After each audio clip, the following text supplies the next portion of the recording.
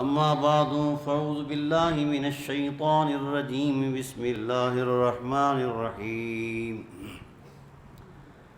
ألم تر كيف ضرب الله مثلا كلمة طيبة كشجرة طيبة أصلها ثابت وفرعها في السماء تؤتي أكلها كل حين بإذن ربها ويضرب الله الأمثال للناس لعلهم يتذكرون أو كما قال الله في مقام آخر ولمن صبر وغفر إن ذلك لمن عزم الأمور صدق الله مولانا العظيم وبلغنا رسوله النبي العظيم الرؤوف الرحيم إن الله وملائكته يصلون على النبي يا أيها الذين آمنوا صلوا عليه وسلموا تسليما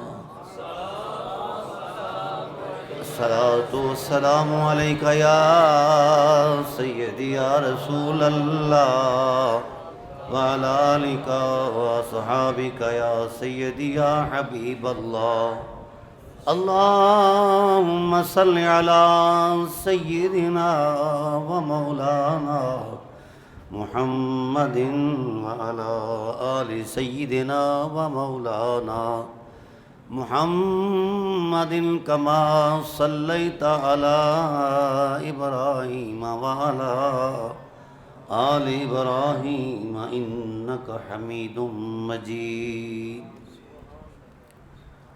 حمد و صلاۃ کے بعد زینت محفل مفکر اسلام فضیلت الشیخ محترم المقام برادر مکرم علامہ ڈاکٹر حافظ محمد شفیق تبسم صاحب، علامہ حافظ محمد ابو بکر صاحب، علماء اہل سنت، احباب اہل محبت، السلام علیکم ورحمۃ اللہ وبرکاتہ.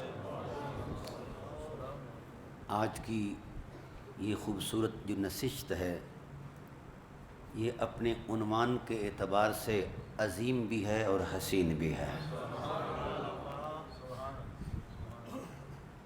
اور اپنے دائرہ اثر کے اعتبار سے نجات کی ضمانت بھی ہے، بلکہ عظمت نجات بھی ہے. تو میں یہاں آ کر انتہائی خوشی ہوئی کہ ابھی وہ لوگ باقی ہیں جن کا تعلق دین فطرت سے ہے. مایوس تھا اپنے ماحول کے تسلسل میں کہ یہ وہ مقدس لوگ تھے، یہ جو سفید ریش بیٹھے ہیں یہ زیادہ جانتے ہیں ہم سے. کوئی زمانہ تھا کہ ان دنوں کے اندر اہل سنت کی کوئی مسجد، کوئی خانقاہ ایسی نہیں ہوتی تھی جہاں ذکر حسین نہیں ہوتا تھا. رفتہ رفتہ اہل سنت کو نظر لگی یا خدائے ذوالجلال کے غضب کی زد میں آئے، اس عظمت سے لوٹے، بکھر گئے.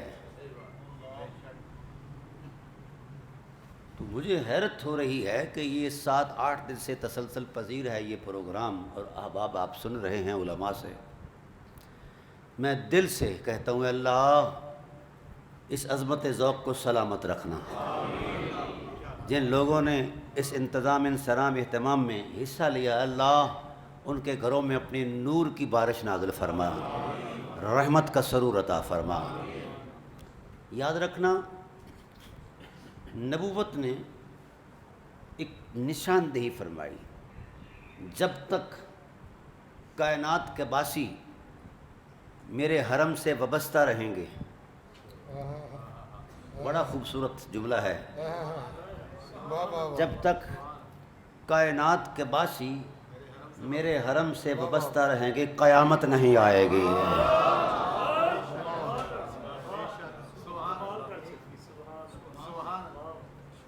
آج جوڑ توڑ کا دور ہے، مذہبی بے رہروی زوروں پر ہے۔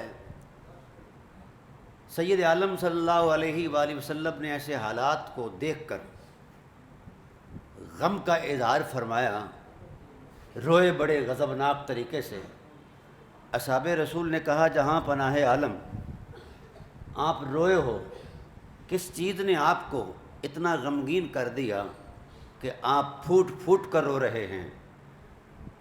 تو بارگاہ نبوت میں سے آواز آئی، او میرے صحابہ، جانتے ہو کہ دین پر محمد نے جان کی بازی لگائی ہے، آپ لوگوں نے بھی انتہا کر دی ہے، انتہا کر دی ہے۔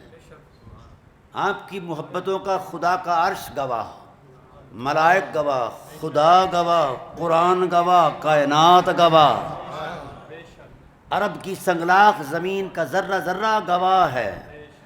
اور خدائے ذوالجلال نے آپ کی ان محبتوں کو اتنا قبول فرمایا کہ رضی اللہ عنہم کا دائمی ٹائٹل عطا کر دیا ہے، وردوا عنہ کی دائمی سند عطا کر دی ہے۔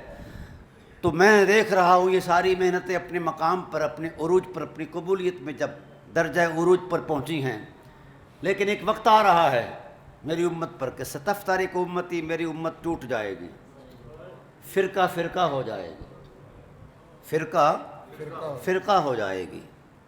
صحابہ روئے، جہاں پناہ عالم آپ نے مشقت اٹھائی۔ قرآن نے کہا لعلک باخع نفسک، محبوب نے تو جان کی بازی لگا دی ہے دین پر۔ آقا ہم نے بھی کوشش کی حسب توفیق، اور آپ نے پتھر تراشے، ہیرے بنائے، موتیوں کی لڑی بنائی، تسبیح پڑھو، یہ ٹوٹ جائے گی؟ کہا ہاں ٹوٹ جائے گی۔ پوچھا ٹوٹنے کا سبب کیا ہے اور پھر جڑے گی کیسے؟ اس امت کو وحدت کی نعمت کیسے ملے گی؟ اس امت کو وحدت کی عظمت، اتحاد امت کی نعمت کیسے ملے گی؟ تو آپ صلی اللہ علیہ وآلہ وسلم کسی آفاقی تصور کو پیش کر کے کہتے کہ امت یہاں آ جائے تو ایک ہو سکتی ہے، کعبۃ اللہ کے حرم میں آ جائے، ایک ہیں، ایک لباس، ایک وضع، ایک قطع اور ایک ہی طواف کا تسلسل، یا میدان عرفات میں آ جائے، مزدلفہ منا کی وادیوں میں آ جائے، یا کہیں اور کوئی مقام کا تعین کر دیتے۔ اگر یہاں جمع ہو جاتے تو کائنات کے کسی عظیم منظر کو وحدت امت کا ٹائٹل نہیں دیا، نشاندہی نہیں کی کہ یہاں امت جڑ سکتی ہے، ایک ہو سکتی ہے۔ اصحابہ کرام گھبرائے ہوئے تھے کہ حضور کہاں نشاندہی کرتے ہیں۔ تو سید عالم صلی اللہ علیہ وسلم نے ٹھنڈی سانس بھری اور آسمان کی طرف دیکھا، فرمایا تکتے ہو آسمان کا سینہ ستاروں سے مزین ہے، اور یہ ستارے صرف روشنی کے منابع نہیں، صرف چمک دمک کے لیے نہیں ہیں۔ آسمان کے ستارے چمک دمک کے لیے صرف نہیں۔ اے اللہ کے حبیب پھر کیا فرمایا؟ یہ آسمان کی میگنیٹ پاور ہے، مقناطیسی قوت ہے۔ جب تک کہ آسمان کے ستارے اپنے اپنے مداروں کے اندر قائم رہیں گے، آسمان کی عظمتیں قائم رہیں گی، آسمان کی مخلوق قائم اور دائم رہے گی۔ جب یہ آسمان کے ستارے اپنے مداروں سے ٹوٹ جائیں گے اور گر جائیں گے تو اس وقت کائنات آسمان برباد ہو جائے گی۔ یہ نشاندہی فرمائی مثال دے کر۔ جب یہاں امت، جب اصحاب رسول یہاں پہنچے کہ ہاں آسمان کی جو نشاندہی حضور نے ارشاد فرمائی ہے کہ جب تک ستاروں کا یہ مقناطیسی نظام قائم ہے، کائنات آسمان کی حرمتیں قائم ہیں، جب یہ نہیں رہے گی تو کائنات آسمان برباد ہو جائے گی۔ فرمایا وَأَهْلُ بَيْتِي أَمَانٌ لِأَهْلِ الْأَرْضِ مِنَ الْإِخْتِلَافِ، میری امت کو کہیں بھی اگر وحدت کی نعمت نہ ملے تو در حسین پر آ جائے امت ایک ہو جائے گی، در زہرا پر آ جائے تو امت ایک ہو جائے گی، حسنین کی بارگاہ میں آ جائے گی تو ایک ہو جائے گی، مولا کائنات کے دامن سے وابستہ ہو جائے گی تو ایک ہو جائے گی۔ یہ نبوت کی نشاندہی ہے۔ آج ہم جوڑ توڑ کرتے ہیں، میٹنگز کرتے ہیں، جلسے کرتے ہیں، مذہبوں کو جمع کرتے ہیں، سیمینار کرتے ہیں، وہ خیالی تصورات قائم کر کے خود سے ٹوٹ جاتے ہیں۔ وہ نظام کبھی کوئی چیز ایسی نہیں، چونکہ جو کچھ ہم کر رہے ہیں یہ فطرت سے وابستہ نہیں ہے، یہ خیالات کا جم گھٹا ہے، ہاں یہ حالات کی تنگنائیاں ہیں اور جوڑ توڑ ہے۔ جب تک امت فطرت کی حرمت میں نہیں اترے گی، امت نہیں بن پائے گی۔ اس لیے رسالت پناہ عالم نے نشاندہی کر دی ہے، اے میری امت جو ٹوٹ پھوٹ کا شکار ہو، خواہ وہ خانگی حالات ہوں، خواہ وہ سماجی اور معاشرتی معاملات ہوں، خواہ مذہبی تصورات ہوں، اعتقادی اور نظریاتی حالات ہوں، جغرافیائی حدود اربع کا اختلاف ہو، رنگ اور نسل کا یہ ٹوٹل دائرہ جوڑ توڑ ہو، اگر ایک ہونا چاہتے ہو تو در زہرا پر آ جاؤ، خدا تمہیں ایک بنا دے گا۔ ساتھ ایک نبوی فتویٰ بھی دیا۔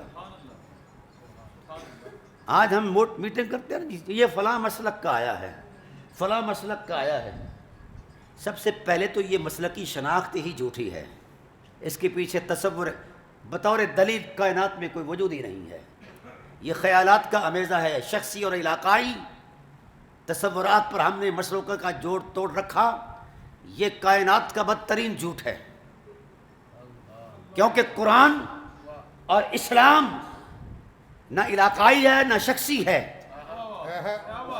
نہ شرقی ہے نہ غربی ہے، یہ آفاقی ہے، مدنی ہے یا مکی ہے، یہ نیچر ہے، فطرت ہے، یہ فطرت ہے۔ اس لیے رسالت پناہ عالم صلی اللہ علیہ وسلم نے فتویٰ دیا، اذا اختلفوا وأهل بیتی امان لأہل الارض من الاختلاف، اذا اختلفوا قبیلۃ من العرب اختلفوا فصاروا حزب ابلیس۔ یہ نبوت کا فتویٰ ہے اور انتہائی حساس فتویٰ ہے۔ فرمایا جو شخص خواہ عالم ہو، فاضل ہو، پیر ہو، فقیر ہو، بڑا ہو، چھوٹا ہو، جتنی عظمت کا مالک ہو، جس وقت وہ میری اہل بیت سے 1 سینٹی میٹر ہٹے گا، کتنا؟ یہ نبوت کی نگاہ کی باریکیاں ہیں، 1 سینٹی میٹر ہٹے گا تو ہوگا کیا؟ صرف یہ نہیں کہا کہ اس کا اسلام ضائع ہو جائے گا، فصاروا حزب ابلیس، اللہ اس سے اسلام اور ایمان تو چھینے گا، انسانیت بھی چھین لے گا، اللہ اسے شیطان بنا دے گا۔ آج افتراق، انتشار، فرقہ واریت، جوڑ توڑ، عصبیت، یہ تماشا اور یہ ایک دوسرے کے ساتھ مخالفت، مخاصمت، یہ کیوں ہے؟ مرکز سے امت ہٹی ہوئی ہے، جبرائیل بار بار بھی آئے تو جمع نہیں ہو سکتی، کب جمع ہوگی؟ جب رسول کی نشاندہی پر دربار اہل بیت نبوت میں جائے گی امت۔ اب ایک تقسیم کر دی ہے نبی نے، نبی علیہ السلام نے ایک تقسیم بیان فرما دی، فرمایا انسان کون ہے اور شیطان کون ہے؟ انسان وہ ہے جو حسین کے دامن میں ہے اور شیطان وہ ہے جو حسین سے منہ پھیرے ہوئے ہے۔ یہ مذہب نہیں، فطرت ہے۔ آئیے حسن اتفاق سے میں سبق سنا رہا ہوں گرامی قدر کو، یہ کلمہ آپ پڑھتے ہیں سادہ، پڑھیے ذرا کلمہ طیبہ محمد رسول۔ اس کو جب چھوٹے چھوٹے بچے پڑھتے ہیں نا وہ 6 کلمے، تو کہتے ہیں اول کلمہ طیب، طیب مانے پاک، آگے کیا بولتے ہیں؟ لا الہ الا اللہ محمد۔ بچے بھی بیٹھے ہیں نا، ان کا بھی دل بہلانا ہے۔ اول کلمہ طیب، یہ ٹھیک ہے، یہ کیا ہے؟ پاک ہے، جس من میں اتر جائے اس من کو بھی پاک کر دیتا ہے، تن کو بھی پاک کر دیتا ہے۔ حضور نے فرمایا ان الاسلام یہدم ما قبلہ، تن کو بھی پاک کر دے، تن کو بھی پاک۔ اچھا، اب عجیب بات یہ ہے، اللہ تعالیٰ کی ذات نے اس کی حقیقت کو بیان فرمایا، فرمایا یہ لفظوں کا مرکب نہیں، اس کی بھی ایک فطرت ہے۔ یہ لفظوں کا مرکب نہیں کہ لام الف لا لگایا، پھر الہ لگایا، پھر الا اللہ لگایا، پھر لفظ محمد لگایا، نہیں، اس کے پیچھے ایک حقیقت ہے۔ قرآن الم تر کیف ضرب اللہ مثلا کلمۃ، قابل غور بات ہے۔ آج میں آیات قرآن سے مقام حسین کو عرض کر رہا ہوں۔ حسین کون ہے؟ حسین خیال کا نام نہیں، فطرت کی معراج ہے۔ حسین صرف احساسوں کی تمنا نہیں ہے بلکہ مشیت الہی کا تسلسل ہے۔ حسین فقط خیالات کی آماجگاہ نہیں بلکہ عظمت یقین کی معراج ہے۔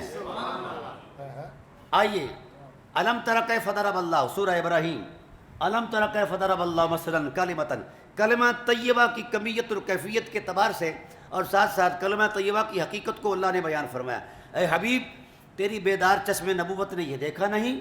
الم تر کیف ضرب اللہ، کیسے اللہ نے شان والی مثال بیان فرمائی۔ اے اللہ کس کی؟ فرمایا کلمہ طیبہ کی۔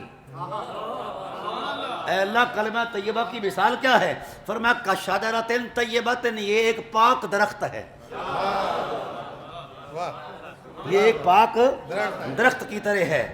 اصلھا ثابت، اس کی جڑ تحت الثری سے بھی نیچے اتری ہوئی ہے۔ وفرعھا فی السماء، اور اس کی شاخیں آسمانوں کا سینہ چیر کر حرم الہی میں اس کی شاخیں جا پہنچی ہیں۔ آسمان کا سینہ بھر دیا ہے۔ اور پھر اس کا کمال یہ ہے ہر درخت موسم آنے پر پھل دیتا ہے، سال میں ایک مرتبہ دیتا ہے۔ توتی اکلھا کل حین، یہ تو اس وقت سے پھل دے رہا ہے جب وقت بھی کسی اکائی میں نہیں تھا۔ کائنات کا ہر درخت موسم کا پابند ہے، یہاں موسم اس کے پابند نظر آتے ہیں۔ الم تر کیف ضرب اللہ، بس ذرا اس ترتیب کو ذہن میں رکھنا ہے۔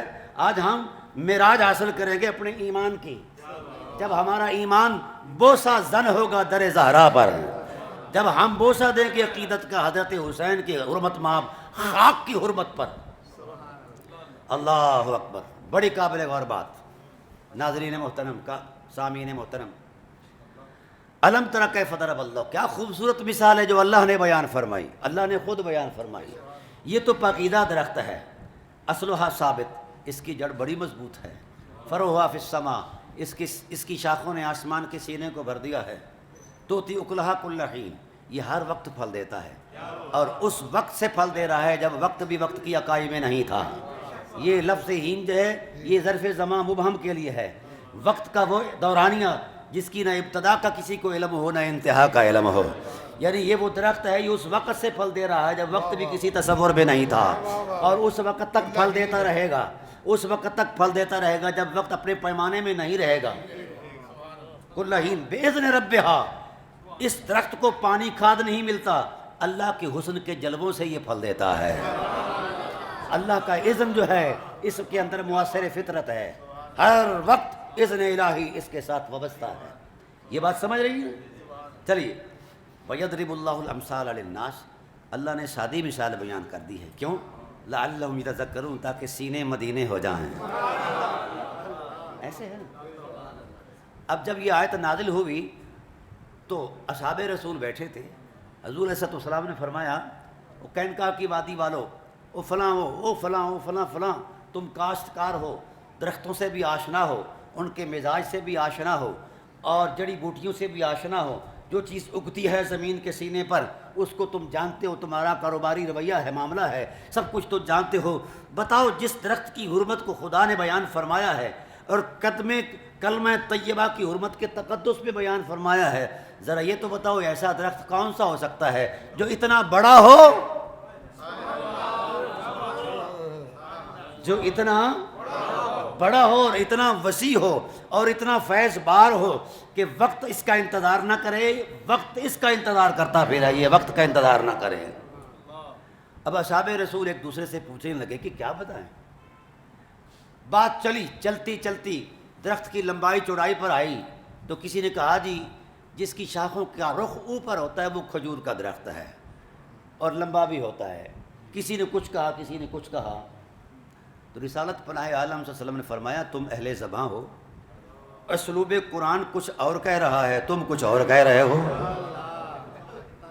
کہا توتی اکلھا کل حین کا لفظی کرینہ کوئی پیغام دے رہا ہے، پھل کھجور کا ہو، انگور کا ہو یا آم کا ہو یا مالٹے کا ہو، وہ بھی وقت پر پھل دیتا ہے، نہ وقت سے پہلے دیتا ہے نہ بعد میں دیتا ہے۔ یہ ہر وقت پھل دیتا ہے، توتی اکلہا، یہ مسلسل پھل دیتا ہے کبھی بھی، یعنی لمحات حیات، لمحات وقت ختم ہو سکتے ہیں مگر اس کا پھل ختم نہیں ہو سکتا۔ صدیق اکبر اٹھے، ہاتھ جوڑ کر کہا جہاں پناہ عالم وہی آپ پر نازل ہوئی، ہمیں اپنے تجربوں کے سپرد نہ کیجیے، اپنے خیالات اور اپنی فکر کے سپرد نہ کیجیے، خدا نے آپ پر اعتماد فرمایا، ہم آپ پر اعتماد کرتے ہیں۔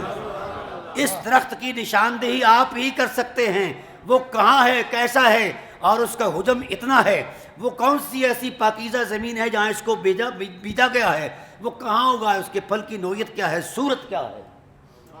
حضور نے جس وقت ان کو متوجہ دیکھا، بڑی قابل غور بات، تو یوں نبوت کا ہاتھ اٹھایا، انگلی اٹھائی، یوں لہرا کر نبوت کے سینے پر رکھی، فرمایا انا شجرۃ،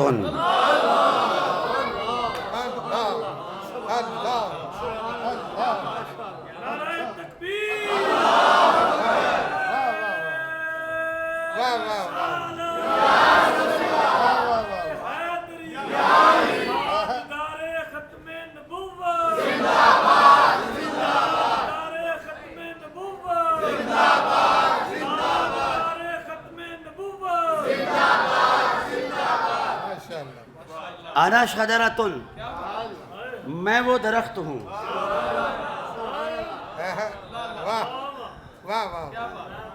حضرت زرارہ بوڑھے صحابی تھے تو وہ مچل گئے، بے تکلف سے تھے، ہاں یا رسول اللہ، آپ کی زبان سے کبھی کوئی خلاف واقع بات تو نہیں نکلی، پر آج کی بات نہیں سمجھ آ رہی۔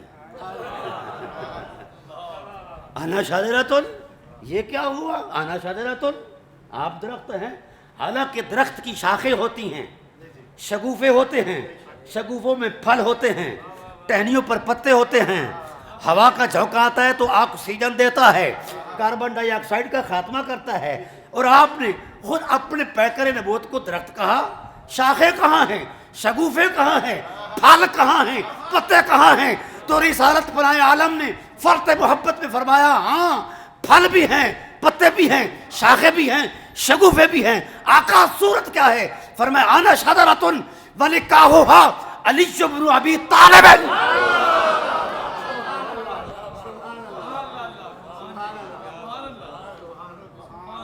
انا شجرۃ ولقاؤھا علی بن ابی طالب وحملھا فاطمہ بنت محمد وثمرھا حسن والحسین۔ فرمایا میں درخت ہوں، علی میری شاخیں ہیں، نبوت کے وجود کی شاخیں علی ہیں، اور شاخوں پر پھلدار شگوفے حضرت زہرا ہیں، شاخیں علی المرتضیٰ ہیں، شگوفے فاطمۃ الزہرا ہیں، وثمرھا حسن و حسین، حسن اور حسین اس درخت کے پھل ہیں۔ یہاں ایک عرفان کی بات عرض کرتا جاؤں، درخت کا تنا مقصد درخت نہیں ہوتا، ایک وقتی ضرورت ہوتا ہے۔ آپ کوئی بھی پھلدار درخت لگاتے ہو تو مقصد کیا ہوتا ہے؟ یہ پھل دے۔ اگر پھل مقصد نہ ہو، ذہن میں نہ ہو، تو درخت لگاتے ہیں نہیں، نہ لگا۔ بس بات سمجھ آ گئی، بات سمجھ آ گئی۔ یہ سارا تانا بانا کیوں لگا کہ پھل آئیں کائنات کے اندر اور کائنات پھلوں سے فیض یاب ہو۔ اور یہ نبوت کے پیکر کا درخت ہے، اس کا پھل حضرت امام حسن ہے اور امام حسین ہے۔ اچھا، جب یہ بات فرمائی نا کہ میں درخت ہوں، علی شاخیں اور فاطمہ شگوفے اور حسنین پھل، پھر کچھ صحابہ درمیان میں سرگوشی کرنے لگے، پتے؟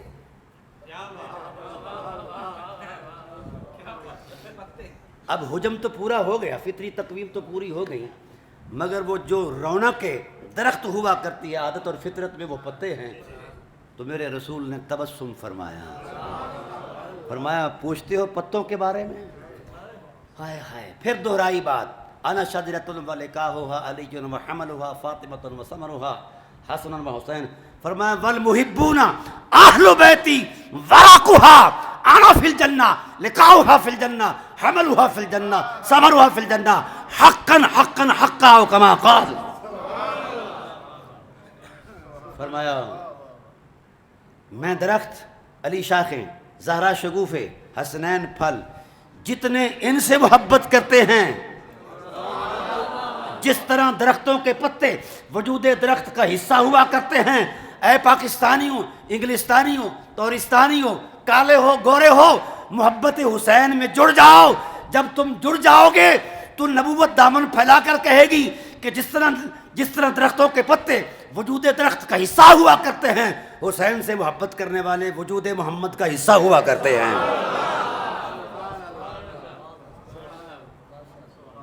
اور پھر آپ نے کبھی کل صبح اٹھ کر تجربہ کر لینا، یہ جو پتے ہیں یہ نیچے جڑوں پر نہیں لگتے، تنے پر بھی نہیں لگتے، کہاں لگتے ہیں؟ واہ یا رسول اللہ.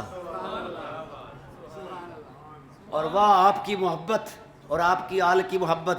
فرمایا میری آل سے محبت کرنے والوں، جس طرح درختوں کے پتے جڑوں پر نہیں لگتے، درخت کے سر ماتھے پر لگتے ہیں، تم اہل بیت نبوت کی محبت میں اتر آؤ، محمد کے سر ماتھے پر ہو. کیا خوبصورت بات، کیا رسول اللہ صلی اللہ علیہ وسلم نے مقام دیا آپ کے ان جذبوں کو، آپ کے ان احساسوں کو جو آپ کی فطرتوں میں مچل رہے ہیں. آپ کے خیالات کی طہارت کو آج جبرائیل بھی بوسے دے رہا ہے، کیونکہ آپ کے خیالوں میں آج معراج بن کر حسین آئے ہوئے ہیں، عظمت یقین بن کر حسن آئے ہوئے ہیں، اور حرمت اور عصمت کا تقدس بن کر زہرا آئی ہوئی ہیں، اور مولا کائنات تو حرمت شجاعت کے تاجدار بن کر آئے ہوئے ہیں. اس لیے آج ملائک بھی آپ کے انگ انگ کے احساس کو اپنی نوری پلکوں کے ساتھ بوسے دے رہے ہیں، کیونکہ آج ان خیالوں میں حسین اترے ہوئے ہیں، حسن اترے ہوئے ہیں. اب آئیے آیت کے منظرنامے کی طرف. آیت کیا تھی؟ یہ کلمہ طیبہ ایک درخت کی طرح ہے، اور درخت کتنا پاکیزہ ہے، ہر وقت پھل دیتا ہے. یہ سارا آپ نے سنا ہے نا. چونکہ وقت کے دامن میں اتنی گنجائش نہیں کہ میں ایک ایک جزو کی تفصیل بیان کروں، یہ تو تقریباً 22-25 گھنٹے کا خطاب ہے، آپ کو تو پرسوں ترسوں ہو جائے گی، لیکن میں کلوز اپ کرتا ہوں. دیکھیے یار، یہ فطرت ہے. کیا ہے؟ مذہب نہیں. ڈاکٹر صاحب مذہب بدلتے ہیں، فطرت نہیں بدلتے ہیں. اس لیے آج کے بعد آپ عہد کرو کہ حسین کو مذہب کی عینک سے نہیں دیکھیں گے، فطرت کی آنکھ سے دیکھیں گے. جس فطرت میں حسین ہیں وہ نگاہ نبوت کا مرکز ہے. حضور شوق رکھتے ہیں اس فطرت کے مطالعہ کا جس فطرت میں حسین بستے ہیں. کیا سمجھتے ہیں کہ آپ کا یہ خیال، یہ ذوق تمنا مذہب ہے؟ قرآن نے فطری تصور میں فطری مثال دی ہے. کمال کی بات ہے جی. حضور نے خود کو درخت کہا، علی کو شاخیں کہا، زہرا کو شگوفے کہا، حسنین کو پھل کہا، اہل محبت کو پتے کہا. آپ میں آج کل سائنس بھی پڑھے لکھے ہوتے ہیں لوگ. درخت کی کمیت اور کیفیت اور مؤثرات طبیعی کے اعتبار سے اگر کوئی شخص جانتا ہے کہ آکسیجن کیا ہے اور کاربن ڈائی آکسائڈ کیا ہے، یعنی پولوشن آلودگی کیا ہے اور تازہ ہوا، ضرورت ہے نا. آپ کی جان کے لیے آکسیجن ضروری ہے نا، اور کاربن ڈائی آکسائڈ کا خاتمہ ضروری. یہ درخت کیوں لگائے جاتے ہیں؟ یہ آپ کی کاربن ڈائی آکسائڈ جو پولوشن ہے اس کو ختم کرتے ہیں، اور ساتھ ساتھ جناب والا آپ کو آکسیجن دیتے ہیں. زندگی بحال ہے، جان چلتی ہے. بس بات سمجھ آ گئی. میرا آنا قبول ہو گیا. یہ ٹالی کا، شہتوت کا، شری کا درخت آکسیجن دیتا ہے، زندگی چلتی ہے، کاربن ڈائی آکسائڈ کا خاتمہ ہوتا ہے. اور جس درخت کی چھاؤں میں تیرے اور میرے جذبوں کا احساس موجود ہے، وہ بھی حضور نے فرمایا اگر ٹالی کا درخت آکسیجن دے سکتا ہے تو محمد کیوں نہیں دیتا؟ اصحاب رسول نے پوچھا یا رسول اللہ صورت کیا ہے؟ فرمایا جب میں تبسم فرماتا ہوں، جب میں تبسم فرماتا ہوں تو رب کی رحمت جھوم اٹھتی ہے، تقاضا کرتی ہے اے لبائے محمد بولو کیا چاہتے ہو. تو میں تبسم کی حرمت میں کہتا ہوں یا اللہ میری امت کی گناہوں پر رحمت کا قلم پھیر دے. اب لا الہ الا اللہ کے تکلم میں ذات الہ کا تصور ہے. اب ذات الہ کو لا الہ کے لفظوں سے ہٹا دو تو کیا رہے گا؟ کالی لکیریں. ایسا ہے نا. اور محمد رسول اللہ کے لفظوں کے تکلم سے حضور کی ذات کو ہٹا دو تو وہ بھی کالی لکیریں. تو کوئی ان دال لفظوں کی مدلول حقیقت ذات ہے. جب تک ذات نہیں تب تک بات ہی نہیں ہے. جب تک ذات نہیں تب تک بات ہی نہیں ہے. تو بھائی دوستان محترم، اب بات تھی لا الہ الا اللہ. ذات کیا تھی؟ ذات حق کے حسن کے رعنائیاں، اللہ کی الوہیت کے جلوے. بات کیا تھی؟ محمد رسول اللہ. ذات کیا تھی؟ ذات محمد. ذات محمد کلمے سے ہٹ جائیں تو کلمہ نہیں رہتا. کبھی کوئی ایسا درخت بھی فطری تقویم میں محسوس ہوا کہ وہ درخت تو ہو، نہ شاخیں ہوں، نہ شگوفے ہوں، نہ پھل ہوں؟ ہے ایسا؟ ایک بڑی بات کرنے لگا ہوں. تو فطری تقویم میں یہ ضروری ہے نا. تو یہ اہل بیت نبوت کے نفوس قدسیہ خود کلمہ کی حقیقت میں شامل ہیں. ان کی تقویم فطرت پر کلمے کی تقویم علم موجود ہے. کلمے سے یہ ہٹ جائیں تو کلمہ نہیں رہتا. اس لیے تاجدار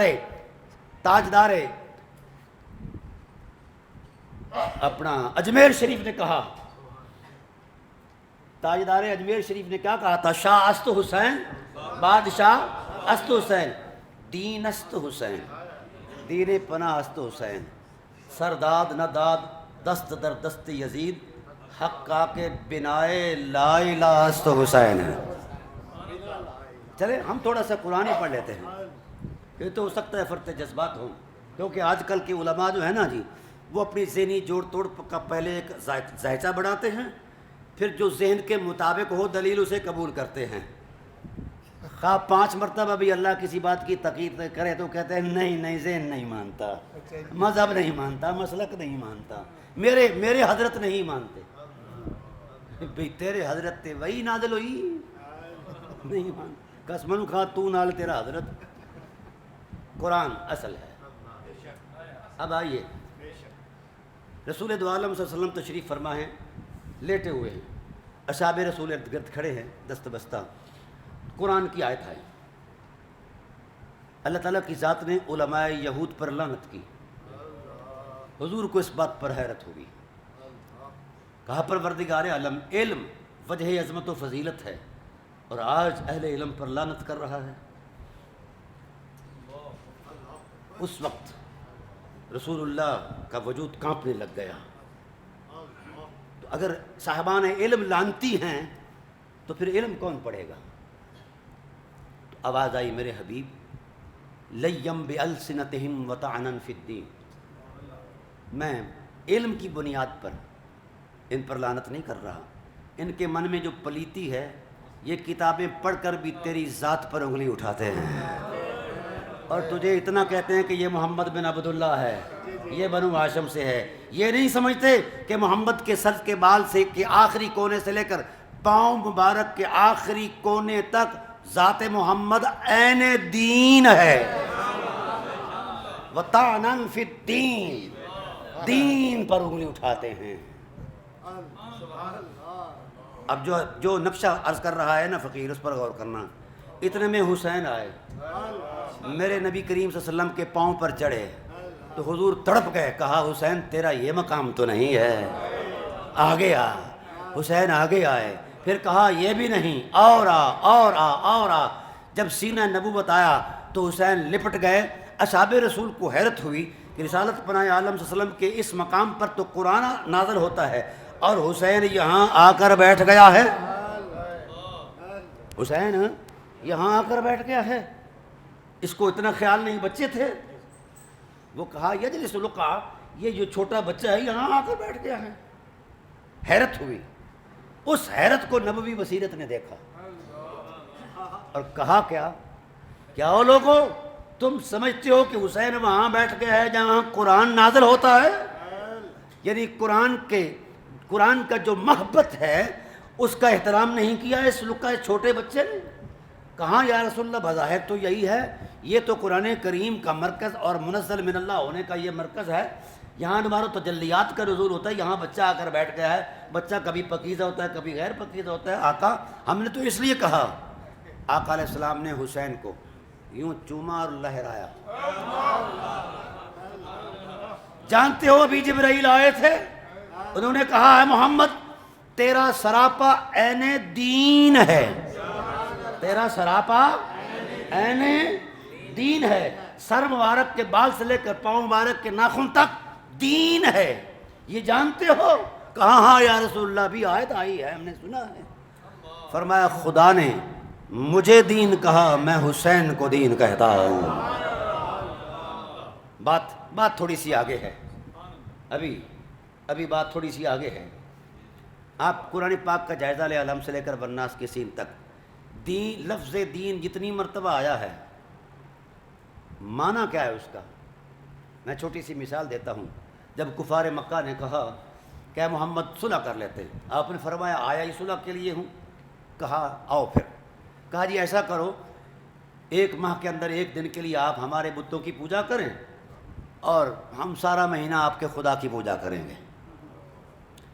جلال نبوت جوش میں آیا, کہا نبوت کا لمحہ بھر کے لیے گوشہ چشم سے بھی بتوں کو دیکھنا ہونا, ان کو جواز عبادت مل جائے گا, یہ نہیں ہو سکتا. تو قرآن آیا, کہا لکم دینکم والے. تو جہاں کہیں بھی دین کا لفظ آیا ہے زیادہ, وہ عقیدے کے کنٹیسٹ میں آیا, عقیدے کے معنی میں آیا ہے. تمہارے لیے تمہارا عقیدہ اور میرے لیے میرا عقیدہ, تمہارے لیے تمہارا دین میرے لیے میرا دین. بھئی بات اب سمجھ آ گئی. جہاں کہیں بھی جتنی مرتبہ 16 مرتبہ 17 مرتبہ قرآن میں آیا ہے تو زیادہ تر دین کا لفظ جو ہے عمل کی بجائے عقیدے کے تصور میں آیا ہے, یقین کی عظمت میں آیا ہے. یہ یقین اور عقیدہ بن کر آیا ہے. تو بھئی بات سمجھ آ گئی.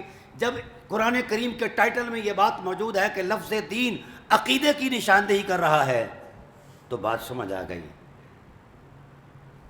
خواجہ اجمیر نے کیا کہا تھا, دینست حسین. حسین صرف سبط رسول نہیں, امت کا عقیدہ ہے. جس عقیدے میں حسین ہے وہ عقیدہ محبوب ہے, اور جس میں حسین نہیں وہ مردود ہے.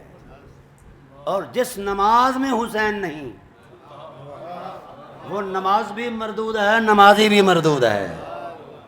آئیے ہم ذرا تھوڑا سا آگے چلتے ہیں تاکہ اپنا عنوان جو ہے نا ایک جہت پر چل پڑے. آج ہم یعنی یہ تو طے ہو گیا کہ مولا حسین پاک اہل بیت رسول جو ہے یہ کلمہ کی حقیقت میں شامل ہیں. یہ نہ ہو تو کلمہ شاید ہو سکتا ہے آپ کہیں کہ یہ فرط جذبات ہے یا نبوی خاندان کی خوشامد ہے. ہم قرآن سے پوچھ لیتے ہیں. 2 مرتبہ لا الہ الا اللہ زد میں آیا ہے براہ راست. حافظ صاحب یہ بڑی تاریخی بات عرض کر رہا ہوں. 2 مرتبہ. پہلی مرتبہ جب جبل ابو قبیس کی چوٹی پر کھڑے ہو کر کریم آقا علیہ الصلوۃ والسلام نے فرط جذبات میں نبوی فریضہ ادا کرتے ہوئے یہ فرمایا, لوگو ایھا الناس قولوا لا الہ الا اللہ تفلحوا, لا الہ الا اللہ کہو فلاح پا جاؤ گے. تو لوگوں نے کیا کہا, اے محمد یہ کلمہ نہ کہنے دیں گے نہ کہیں گے. زد میں آ گیا. آپ نے کہا سچائی ہے, کہا وہ تیرے لیے سچائی, ہم نہیں مانتے. اتنے 100 خداؤں کو چھوڑ کر ایک خدا کو لا الہ الا اللہ کیسے مانے. مذاہب ہوئے, تیاریاں شروع ہو گئیں. لا الہ الا اللہ کو زد میں لا کر خاتمے کے لیے سرگرمیوں کی ترتیب شروع ہو گئی کہ اس کو ختم کرنا ہے. یہ تاریخ کا ادنا طالب علم بھی ان حقیقتوں کو جانتا ہے. تو کوئی ایسے سنگین حالات میں لا الہ الا اللہ زد میں آیا. اب حضور اکیلے ہیں, کسی صحابی کا کردار نہیں ملتا وہاں جو لا الہ الا اللہ کی توثیق کے لیے کردار دے. بہت سارے اصحاب ہجرت کر کے حبشہ چلے گئے, کچھ لوگ جو رہ گئے ان کو خاموش رہنے کا حکم تھا, کچھ کسی کی کسٹڈی میں تھے. جب لا الہ الا اللہ مکی دور میں زد میں آیا تو لا الہ الا اللہ کی پہلی طاقت بن کر جو ذات آئی ہے اسے ابو طالب علیہ السلام کہتے ہیں۔ کیا کہا؟ آقا علیہ السلام کا بازو پکڑا، وہاں سے جبل ابو قبیس سے لے کر مکہ کعبۃ اللہ کے اندر آ گئے۔ وہاں لوگوں کے بڑے بڑے جناب لگے ہوئے تھے، تکیے، رئیس بیٹھے تھے، تو حضور کے کان مبارک میں کہا اے محمد لا الہ الا اللہ حق نہیں؟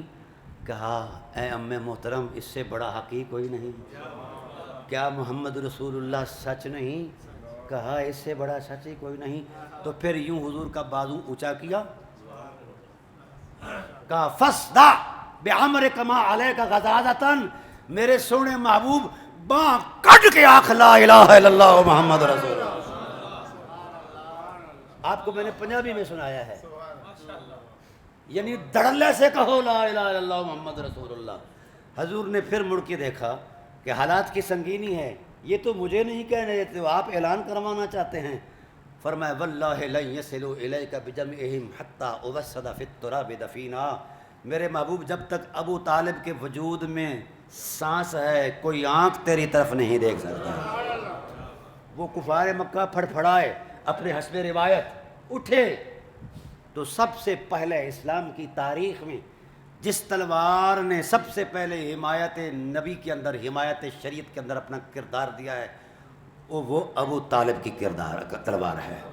یوں نکالی اور کہا کیا بہت خوبصورت جملہ ہے قبلہ، کہا اقیم علی نصر النبی محمد اقاتل عنہ بالقناء والقنابل، کہا او کفار مکہ، محمد کل بھی سچا تھا اور آج بھی سچا ہے، میں کھڑا ہو گیا ہوں، یہ امام الانبیاء ہے، آؤ جس نے اس کی طرف بڑھنا ہے پہلے میرا سامنے کر کے پھر آگے گزرے۔ تاریخ گواہ ہے، حقائق گواہ ہیں، قرآن گواہ ہے، جب تک ابو طالب زندہ رہے تب تک کسی کو جرت کلام نہیں ہوئی۔ من علی الرسول الملیک تلالا ببید اللمع البروق، کہا ہم محمد کا دفاع کریں گے، صرف یہ سمجھ کے نہیں کہ میرا بھتیجا ہے، ہم اللہ کے رسول کی رسالت کا دفاع کریں گے، ہماری چمکتی ہوئی تلواریں تمہاری آنکھوں کو چندیا ڈالیں گی۔ بہرحال ایک داستان تھی، وہ لا الہ الا اللہ جب زد میں آیا تو لا الہ الا اللہ کی طاقت بن کر ابو طالب آئے۔ اگلی بات جو بات عرض کرنے لگا ہوں وہ ذرا حساس ہے، میں چاہوں گا ذرا توجہ سے سنو گے تو میرا آنا قبول ہو جائے گا۔ حضور مکہ سے مدینہ تشریف لے آئے، اسلام کو اللہ نے فروغ دیا۔ مدینہ کے اندر جو باسی تھے وہ مولوی صاحبان تھے زیادہ، یہود و نصارہ کے، وہ مذہبی ٹیکس لیا کرتے تھے، آپ اپنی پیری بھی چمکاتے، مولویت بھی چمکاتے وغیرہ وغیرہ۔ جب آئے تو انہوں نے دیکھا کہ ہمارے مفادات زد میں آئے تو وہ مد مقابل آ گئے۔ اب عیسائی آگے بڑھے، کیونکہ موسیٰ علیہ السلام کے بعد عیسیٰ علیہ السلام آئے ہیں۔ انہوں نے اقنوم ثلاثہ کا تصور دیا۔ اقنوم ثلاثہ سے مراد تین خداؤں کا تصور، آپ جانتے ہیں نا صاحب، تین خدا، ٹھیک۔ جب یہ تصور سامنے آیا تو ہلچل مچی، آقا علیہ السلام جلال میں آئے، کہا لا الہ الا اللہ کے ہوتے ہوئے تین خداؤں کی کیا حقیقت ہے؟ تو اٹھے، لیکن ابھی حکم جہاد نہیں آیا تھا۔ جبرائیل آئے، کہا یا رسول اللہ اگر آپ تلوار چلائیں گے تو سامنے مولانا صاحبان ہیں، یہ کہیں گے کہ محمد کو بات کرنے کی سلیقہ نہیں ہے، جواب نہیں دے پاتا دلیل سے، اور اگر آپ ان کو قرآن سنائیں گے تو پھر یہ چونکہ قرآن پر ان کا ایمان ہی نہیں ہے، یہ مانیں گے نہیں۔ آقا علیہ السلام کہتے ہیں جبرائیل پھر اتنی بڑی شدت کے ساتھ جو حملہ ہوا ہے لا الہ الا اللہ پر، ہم لا الہ الا اللہ کی حفاظت کیسے کریں؟ نہ تو بات کرنے کی اجازت ہے کہ ہم اس کے ساتھ نیگوسیشن کریں، مناظرہ کریں، کہا مناظرے سے بات بڑی ہے، یہ نہیں مانیں گے۔ بد دیانت ہے نا، کتابوں میں تبدیلی کرنے والے ہیں، تعریف کرنے والے ہیں، اور لڑائی اس لیے نہیں کہ قیامت تک ایک ان کا گلہ رہے گا۔ تو پھر کہا جبرائیل لا الہ الا اللہ زد میں ہے، بچاؤ کی صورت کیا ہے؟ اللہ نے فرمایا فمن حاجک فیہ من بعد ما جاءک من العلم، اے حبیب اگر یہ آپ سے حجت لے آتے ہیں، آپ کے سامنے کٹ حجتی کرتے ہیں اور اپنے دین اقنوم ثلاثہ کی تائید میں یہ کوئی دلیل پیش کرتے ہیں، حجت پیش کرتے ہیں، تو آپ بھی حجت پیش کریں۔ اے اللہ کیا حجت پیش کروں؟ آیت روایت؟ کہا نہیں، آیت بھی نہیں، روایت نہیں۔ فَقُلْ تَعَالَوْا نَدْعُ أَبْنَاءَنَا وَأَبْنَاءَكُمْ وَنِسَاءَنَا وَنِسَاءَكُمْ۔ حضرت زہرا سے کہو اٹھے، آج لا الہ الا اللہ کو بچا لے۔ حسنین سے کہیں کہ میدان میں آئیں، اپنے گھر والوں کو لے آؤ، تو اس وقت یہ حجت الہیہ بن کر آئے۔ اہل بیت نبوت لا الہ الا اللہ کی تائید بن کر، طاقت بن کر حجت الہیہ کی عظمت میں آئے۔ یہ الگ بات ہے کہ آج کے تصورات فکر نے ان حجتوں کو چیلنج کیا ہوا ہے، کہیں کوئی نقص تلاش کر رہا ہے، کہیں کوئی عیب تلاش کر رہا ہے، وہ اپنے علمی وہ جو ہے نا الٹے سیدھے پیمانے جو گھر میں گھڑے ہوئے ہیں اجرے میں بیٹھ کر، وہ ان زاویوں میں ان شیشوں میں دیکھتے ہیں۔ حضرت زہرا محض بنت رسول نہیں، اللہ کی الوہیت کی حجت ہیں، اور یہ قرآن اس بات پر گواہی دے رہا ہے۔ آئیے، بات ہو رہی تھی کہ یہ کلمہ طیبہ ایک پاکیزہ درخت ہے۔ کلمہ طیبہ پاکیزہ، بھئی یار آپ لجپالوں کے ساتھ تعلق رکھتے ہیں، مجھے یہ جو ہے نا ادھاری، سبحان اللہ، یہ میری نہ عادت ہے، تو نہ میں کہنے دیتا ہوں ادھاری، روح بولے تو پھر بولنا، لیکن اتنی بات ہے کہ جو کہہ رہا ہوں اسے غور سے سنیں۔ کہا کہ میں درخت، علی، شاخیں زہرا، شگوف حسنین، پھل۔ اب براہ راست درخت جو ہوتا ہے وہ تنا تو نہیں بنتا، پہلے اس کا جوہر جس کو بیج کہتے ہیں، پھر اس بیج کے دامن میں اس کا جوہر کمپل ہوتی ہے، جڑ بنتی ہے، پھر جا کے درخت ایسا ہے نا۔ ڈاکٹر صاحب یہ آپ کے نصیب کی عظمت اور بلندی ہے کہ آج ہم ادھر چلے گئے جس حرم کا طواف جبرائیل کیا کرتے تھے۔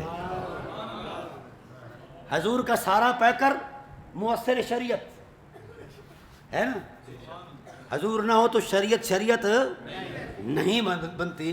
اور یہ جو اجزائے رسول ہیں، تنا اگنا مقصد نہیں، پھل مقصد ہوا کرتا ہے، پھل مقصد ہوا کرتا ہے۔ پتوں کی خوشبو اور پھولوں کی خوشبو ہی معطر کیا کرتے ہیں، تنے نہیں معطر ہوتے، سمجھا گی نا۔ لیکن چونکہ یہ عام تنا نہیں، یہ وجود نبوت ہے، یہ تو جس راہ سے گزر جائیں ذرے خاک کے خوشبودار ہو جایا کرتے ہیں۔ اچھا، آج یہ کرنا چاہتا ہوں کہ حضور نے تنے کا تصور دیا، جڑ کا، انا تنے کا، اور شاخوں کا، شگوفوں کا، پھل کا، پتوں کا۔ آئیے، اس درخت کی کوئی جڑ بھی تو ہے نا، اصلوہا ثابت، اس کی اصل جو ہے، ہائے ہائے ہائے، حیرت ہے کہ کبھی تنا اصل میں مؤثر نہیں ہوتا، جڑ تنے میں مؤثر ہوتی ہے۔ جڑ نہ ہو تو تنا سوکھ جایا کرتا ہے۔ سلام اس اصل پر کہ مصطفیٰ تو ساری شریعت کی اصل ٹھہرے، سلام اس اصل پر جو مصطفیٰ کی بھی اصل ٹھہرے ہیں۔ اصلها ثابت، یہ لفظ ہے، یہ جو ثابتن ہے نا جی، یہ نکرہ ہے، ٹھیک ہے۔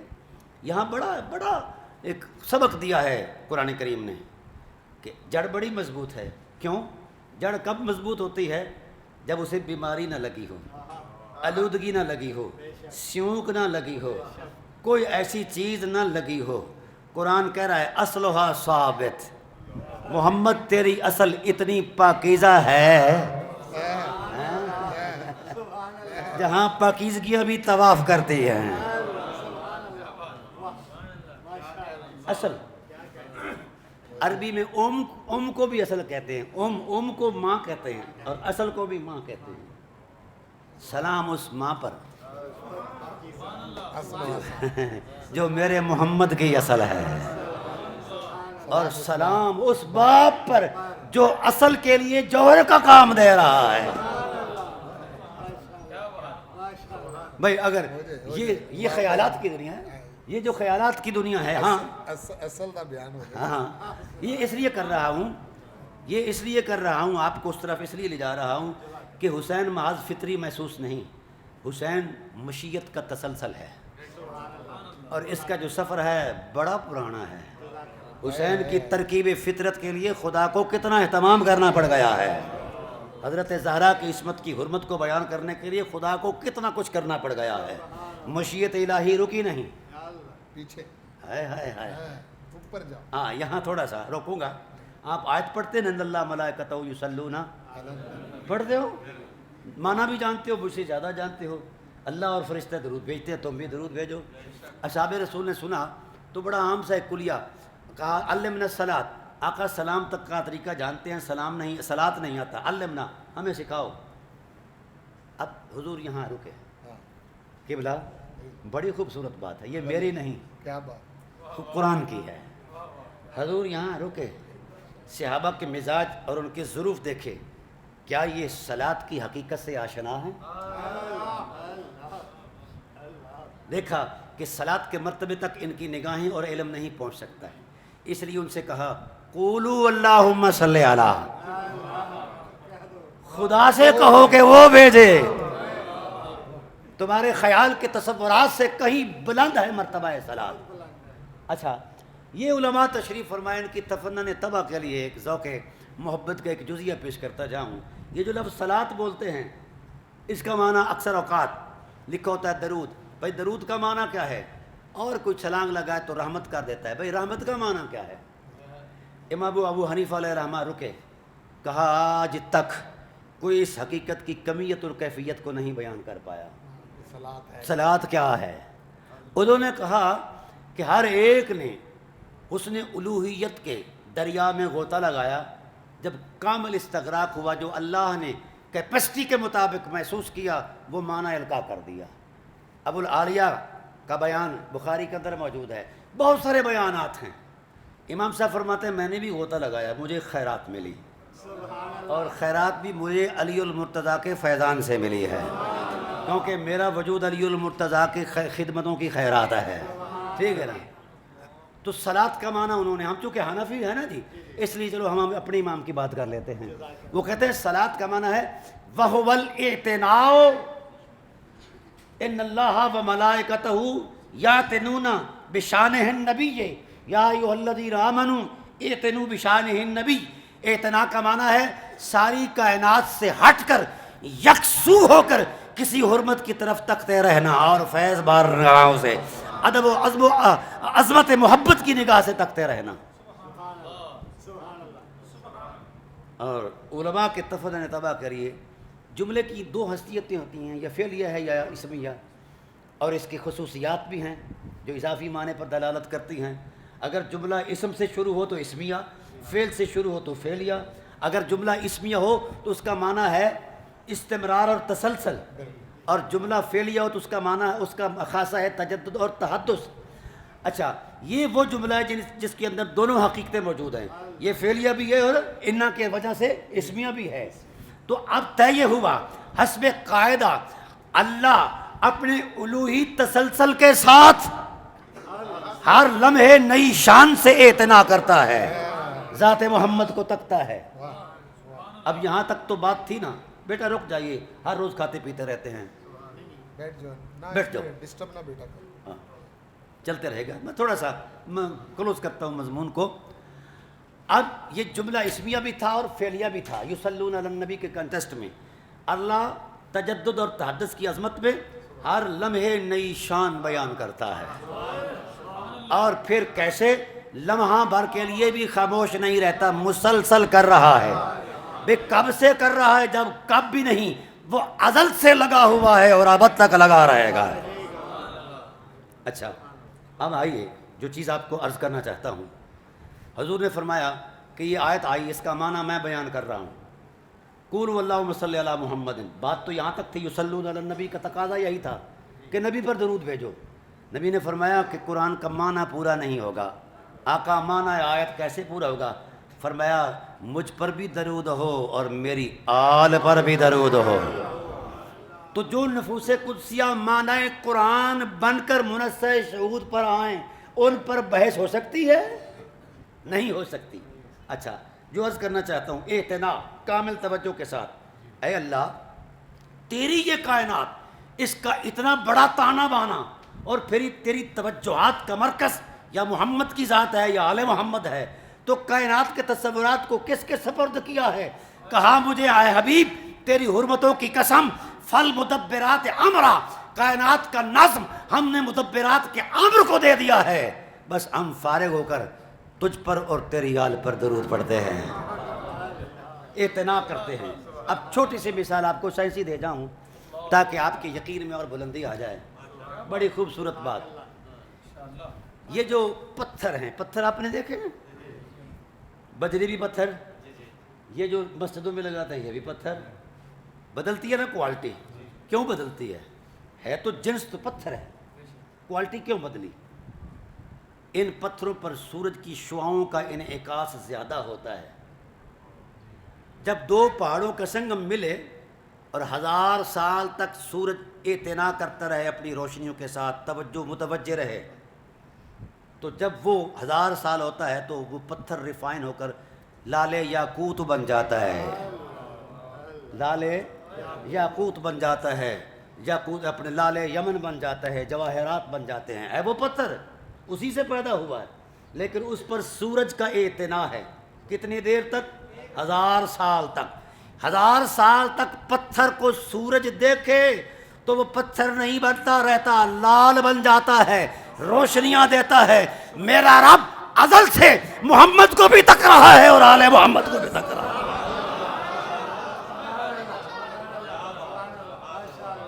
اب آپ جائزہ لے لیں میرے فَإِنَّكَ بِأَعْيُنِنَا، محبوب تم تو آنکھوں میں بس گئے ہو یار، ہم کہیں اور نظر دیکھتے نہیں، بلکہ یہاں تک کہا الذی، یہ ظرف، یہ جو الذی اس میں موصول ہے، اس میں موصول کا ما قبل جو ہوتا ہے وہ مبہم ہوتا ہے، کیا ہوتا ہے؟ واہ، اور اس کا ما بعد اس ابہام کو دور کرتا ہے۔ بھئی وہ الذی کوئی تھا، کیا تھا کوئی پتہ نہیں ہے، کوئی پتہ نہیں کسی کو وہ کیا تھا، بس اس نے کیا کہا میں ہوں، بھئی تو کیا ہے کوئی پتہ نہیں، علم خاموش، عالم خاموش، بس اگر میری پہچان چاہتے ہو الذی یراک، میں وہ ہوں جو حسن محمد کو تکتا رہتا ہوں، حین تقوم، اس وقت سے تک رہا ہوں جب وقت بھی کسی پیمانے میں نہیں تھا۔ یہاں بھی لفظ حین آیا ہے اور وہاں بھی لفظ، اب ان دونوں میں ربط پیدا کرے تو ایک ہین کی بجائے 2 ہین رل گئے۔ لگاؤ ضرب تقسیم، ہندسوں سے کہو کہ جوڑ توڑ کر کے بتاؤ کہ کتنا لمحہ بنتا ہے۔ تاہم عرض یہ کرنا چاہتا ہوں دوستان محترم، یہ اہل بیت رسول جو ہیں محض بنت رسول ہونے کی حیثیت سے، ابن رسول ہونے کی حیثیت سے ان کا تشخص نہیں ہے، یہ تو ایک فطرت کا تسلسل ہے کہ فطرت کو روشنیاں دینی تھی، اس لیے اس راستے سے بھیجا۔ دراصل یہ اللہ کے حسن کے جلووں کی نمائش ہے، یہ اللہ کے حسن کی رعنائیاں ہیں۔ اب آئیے تھوڑا سا ہم سمیٹتے ہیں گفتگو کو۔ یہ بات بڑی قابل غور کہ حسین فرط جذبات سے نہیں بنے، خیالات سے نہیں بنے، ایک تاریخ ہے۔ کس کی؟ حضور فرماتے فلم یصبنی شیء من عہد الجاہلیت، جب سے میری فطری تقویم کا آغاز ہوا قدرت کی نگاہوں نے پہرا دینا شروع کر دیا، میری ہر ماں کی حرمت کا پہرا دیا، ہر باپ کی عفت کا پہرا دیا، ان کے کرداروں میں اتنا کرم تھا، اصلها ثابت، محمد کی اصل اتنی پاک ہے، اتنی مضبوط ہے کہ وہاں وسوسہ گناہ بھی نہیں گزر سکتا، کسی خطا کا گزرنا تو دور کی بات ہے، من الاقدار والوساوس، وہاں تو وسوسے کے اوپر پابندی ہے، کوئی خیال نہیں گزر سکتا۔ اور کہا کیا، بی بی صاحبہ فرماتی جب محمد کریم میرے شکم رحمت میں آئے نا تو ایک بھینی بھینی آواز آئی، اتعلمین بما تحملین، بی بی جانتی ہے تو کس شان سے نوازی گئی؟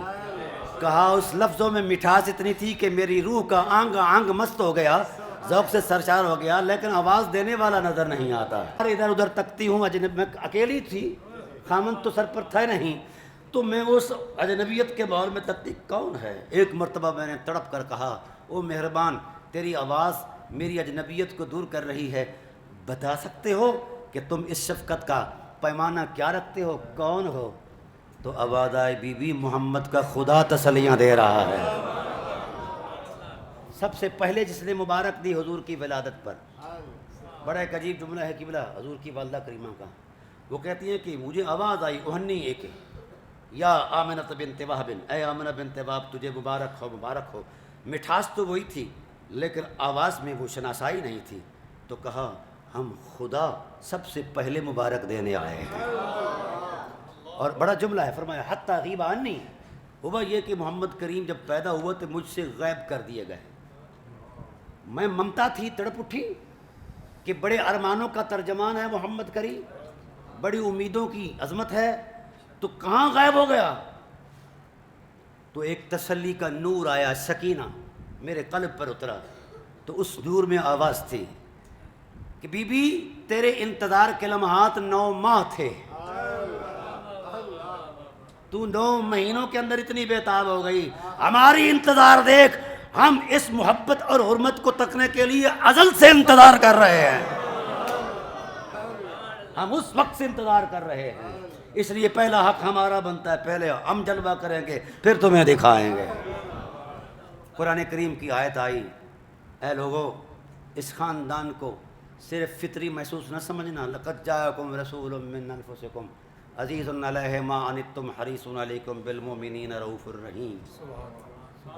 جہاں نفاستوں کی انتہا ہے وہاں میرے محبوب کی ماں کی حرمت کی ابتدا ہے.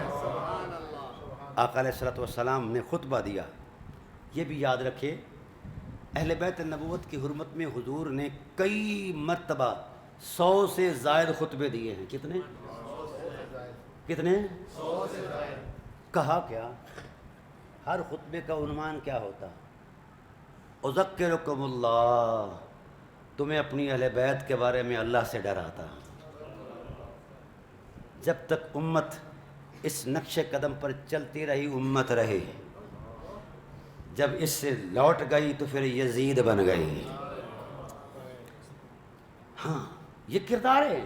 یزید شخصیت نہیں، ایک بھیانک کردار ہے. حسین شخصیت نہیں، ایک حرمتوں کی کہکشاں ہے.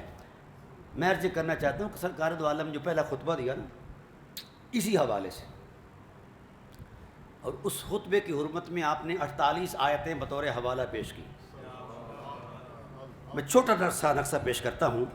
فرمایا ان اللہ خلق الخلق ثم قسم قسمین، اللہ نے جب مخلوق کو پیدا فرمایا تو 2 حصوں میں تقسیم کیا. فجعلنی فی خیرہما، فجعلنی فی خیرہما، جس حصہ مخلوق میں نور کی فضیلت سب سے زیادہ تھی مجھے اس میں رکھا. کما قال اللہ تعالی، اشارہ دیا قرآن کی آیت کا، اصحاب الیمین و اصحاب الشمال، کچھ لوگ اصحاب یمین ہیں کچھ اصحاب الشمال، یعنی کچھ اہل جنت اور کچھ اہل جہنم. فرمایا انا من اصحاب الیمین، میں ان سے ہوں جنت جن کے نام پہلے ہی لکھ دی گئی ہے. اب یہ مولوی صاحب سوچ رہے ہیں کہ وہ جنت میں جائیں کہ نہیں ہیں. اچھا آگے کیا کہا؟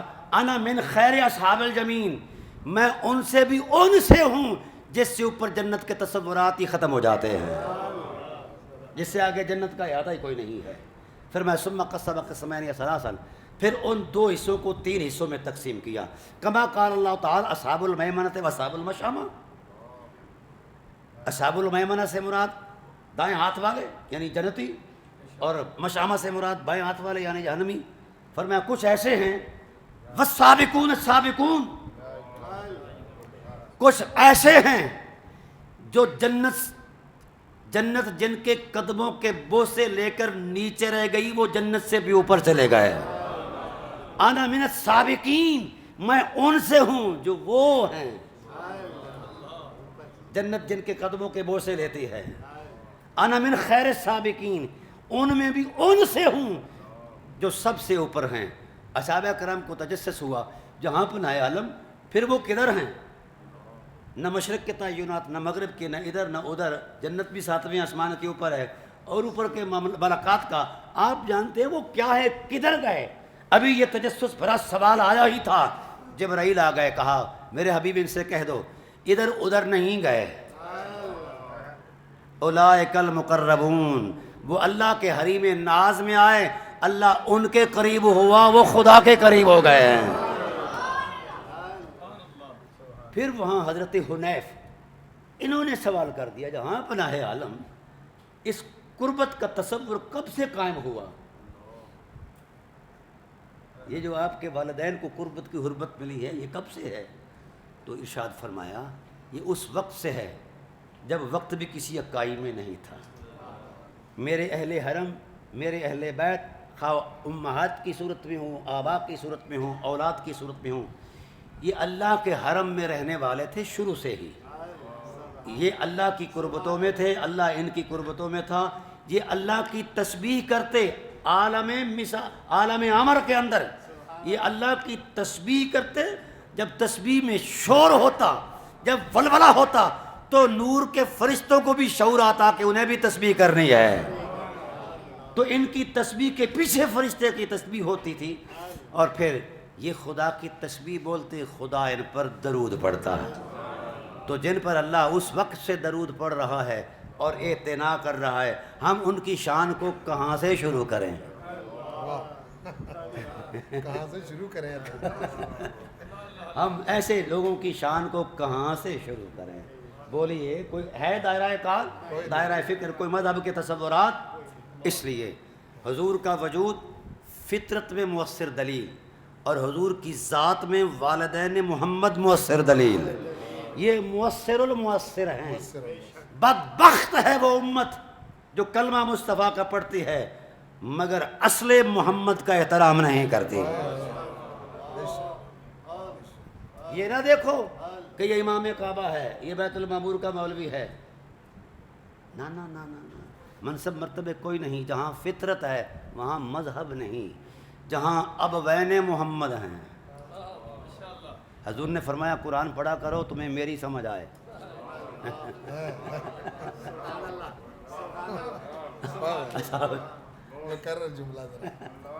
فرمایا قرآن پڑھا کرو تمہیں محمد کی معرفت آئے،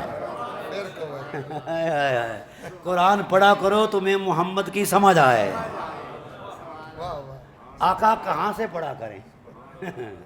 قرآن تو سارا ہے، ہم کہاں سے پڑھا ہے؟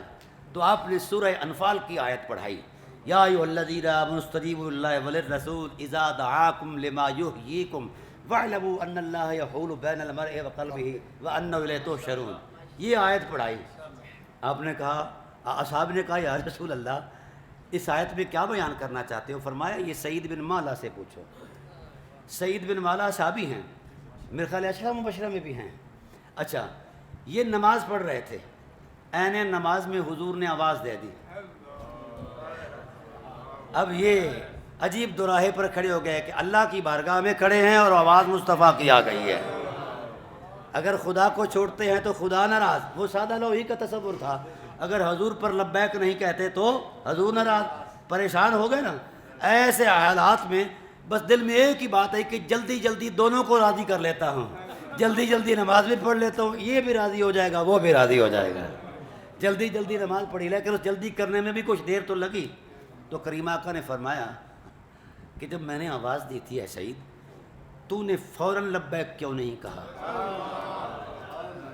آقا میں نماز میں تھا، جبرائیل آیا، یا رسول اللہ اسے کہو یہ پھر پڑھے۔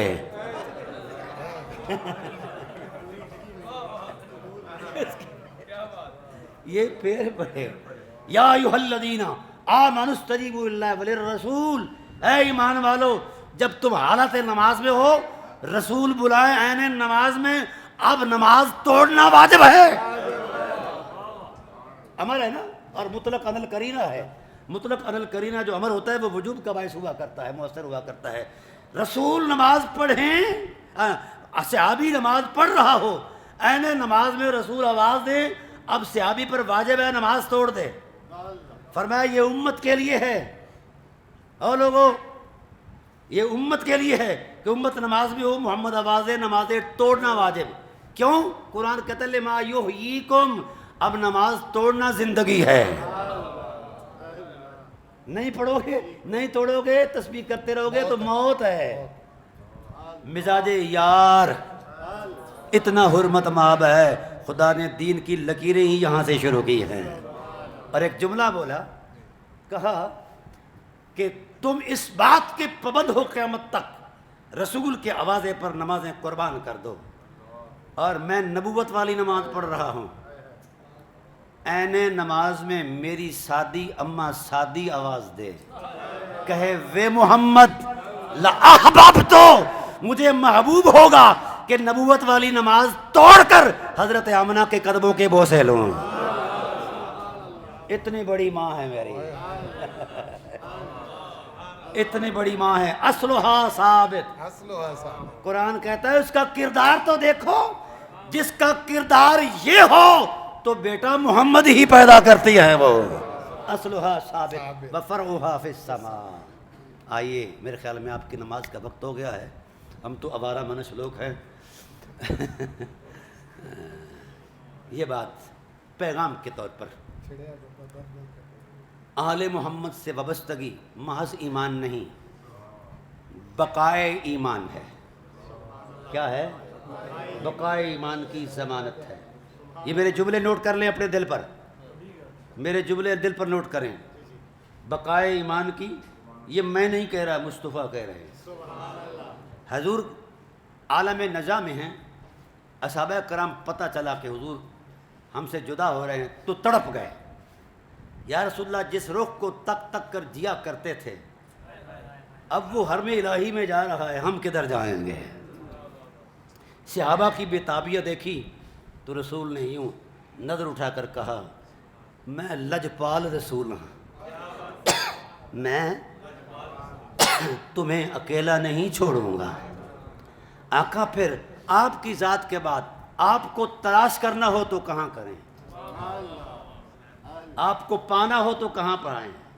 فرمایا انی تارکم فیکم امرین ان اتبعتموها لن تضلوا بعدی ابدا. فرمایا میں دو چیزیں چھوڑ کر جا رہا ہوں، میں انہی میں رہتا ہوں، یا قرآن کی آیتوں میں رہتا ہوں یا حسین کی چاہتوں میں رہتا ہوں. مجھے اور یہ بات حضور کے جذباتی الفاظ ہوتے تو ہم کہتے ہیں یہ جذبات تھے. بڑا سیاںا بندہ تھا، اس امت کا پہلا عنوان، صدیقوں کا تاجدار حضرت ابوبکر صدیق رضی اللہ تعالی. جب خلیفہ بنے نا تو لوگ جوق کہا کہ خلیفے کی ذمہ داری ہوتی ہے کہ جب رعایا پریشان ہو تو اس کی پریشانی کا ازالہ کریں. ہم پریشان ہیں، حضور نظر نہیں آتے. خطاب کر چکے کہ حضور کا وصال ہو گیا، پھر پریشان. کہا جی پھر جب دیکھا نا کہ ان کے فرط جذبات کا میں جواب نہیں دے سکتا تو تسلی دی، کہا محمد موجود ہیں، محمد موجود ہیں. بھئی کہاں ہیں؟ مسجد نبوی میں؟ کہا نہیں. کہاں ہیں؟ کہا ارقبو محمدن فی اطرتہ، محمد آج بھی اپنی اہل بیت میں موجود ہیں، وہاں جا کر آپ کو محمد مل جائیں گے. لوٹ آئے یہ امت، یہ مذہب کے تراشے ہوئے بتوں کی پوجا چھوڑ دے، لوٹ آئے اس فطرت کی طرف، اس فطرت کی طرف خدا نے اشارہ دیا. وہ آیت کریمہ ہے نا، قُلْ لَا أَسْأَلُكُمْ عَلَيْهِ أَجْرًا إِلَّا الْمَوَدَّةَ. خدا کو تو سیاںا مانتے ہیں نا کہ خدا ہی مولوی ہے، سیاںا ہے. اس نے کہا ہے، یہ اس نے کہا ہے، میں پہلے عرض کر چکا ہوں، خدائے ذوالجلال نے یہ ارشاد فرمایا ہے، رسول خدا صلی اللہ علیہ وسلم نے یہ ارشاد فرمایا ہے. اگر یہ صرف فرط جذبات یا مذہب کا تصور ہوتا تو خدا اسے مذہب قرار دیتا. اللہ نے اس حرمت کو فطرت قرار دیا ہے، بقائے دین اور بقائے کائنات کی ضمانت قرار دیا ہے.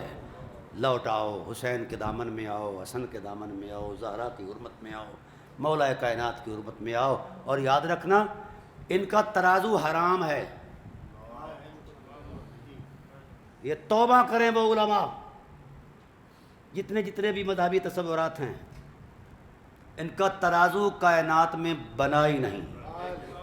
حضور کی ذات کو خود پابند حکم کیا گیا ہے کہ آپ کا حکم ہر امتی پر لاگو اور واجب ہے، لیکن آپ پر بھی واجب ہے کہ تم اہل بیت محمد پر درود پڑھو، یہ حضور کی ذات پر بھی واجب ہے، اس لیے امت اس واجب کو ادا کرے، اور کچھ نہیں کر سکتی تو کم از کم عظمت وفا میں درود تو پڑھ سکتی ہے نا، یہ سستا سودا ہے۔ اور ان کا کردار، ان کی اقدار قرض ہیں امت کے لیے، جس کے لیے انہوں نے شہادت دی، جس کے لیے انہوں نے عزیمت کا راستہ اختیار کیا۔ امام غزالی سے کسی نے پوچھا کہ خدا کا راضی کرنا آسان ہے یا بندے کا؟ امام غزالی چیخ گئے، تڑپ گئے، یوں دیکھ کر کہا خدا کا راضی کرنا آسان ہے، بندے کا راضی ہونا خدا پر آسان نہیں ہے۔ انہوں نے کہا بڑی ذات تو اللہ کی ہے، کہا ہاں خدا تو راضی ہو جاتا ہے، کانٹا ہٹا دو تو خدا راضی، یتیم کے سر پر ہاتھ رکھو تو خدا راضی، لیکن بندے کا راضی ہونا خدا پر بڑا مشکل ہے۔ بندے کا خدا پر راضی ہونے کے لیے حسین بننا پڑتا ہے۔ علی اکبر کا لاشا کندھے پر اٹھا کر آہ نہیں بھرتا حسین، مسکرا کر کہتا ہے اللہ اگر تو ایسے ہی راضی ہے تو حسین پہلے ہی راضی ہے۔ وما علینا الا البلاغ۔